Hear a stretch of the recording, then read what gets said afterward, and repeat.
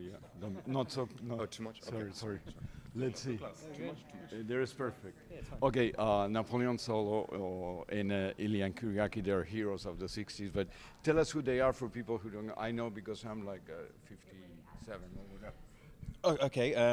Napoleon Solo, he's a chap American guy, who's a bit of an Anglophile, and he's the son of an Irish janitor, and he has sort of infiltrated English high society because he loved it so much, and then got into the black market and dealing art. And he was so good at this that he was uncatchable, and eventually he was given up by a jealous mistress.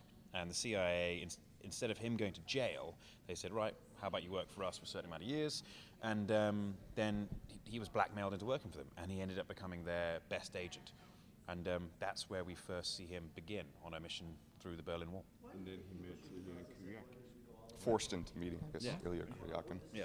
But yeah, I mean, Ilya comes from the opposite side. He's a Soviet-trained spy through and through, you know, from arguably one of the worst backgrounds you can find, where his family was sent to the gulags and all that, and he at a young age, because of his sort of physical prowess, was said, okay, look, you can either work with us or you go to where your family went. And he decided, well, you know what, I'll go work for the KGB. That sounds better than a gulag. So he's sort of like a spy through and through. This is his life. This is all he knows. So when he gets paired with someone like Napoleon Solo, who was a thief and sort of was coerced into this life, it's like, you're a terrible spy. You're not trained to be a spy. I'm a spy. You know, so that's part of the rub and the humor of the two of them trying to work together. I saw parts, a couple of trailers. The film looks awesome.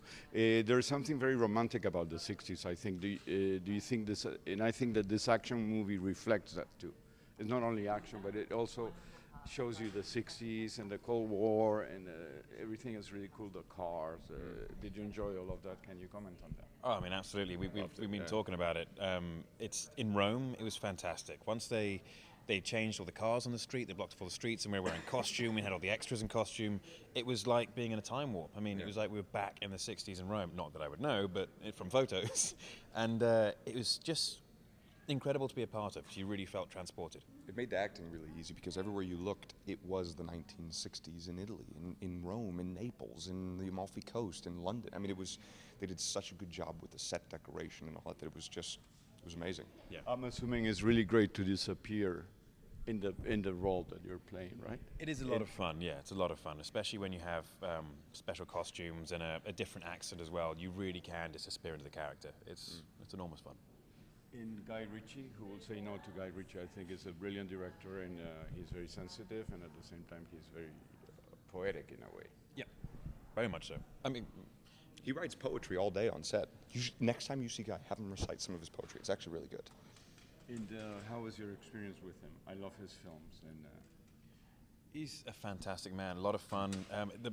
One of the things I like about him the most is that he doesn't take himself too seriously, and he wants to have fun doing this. I mean, we're making movies and we should be having fun, and if we're not having fun, then we're doing it wrong. And that's what made the movie experience so enjoyable. It was just, as much as it was work, it didn't feel like hard work. It felt like enjoyable work. yeah. How come you're agreeing on everything? No, that's sorry. It's an uncle joke. Yeah, That's in cool. joke.